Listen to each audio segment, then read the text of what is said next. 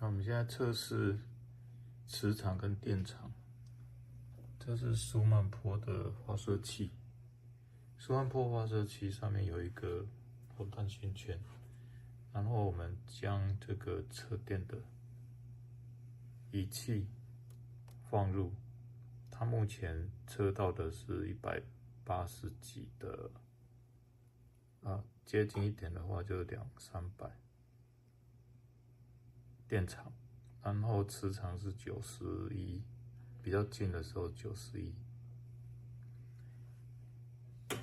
那我现在呢，把这个歌曲播放一下。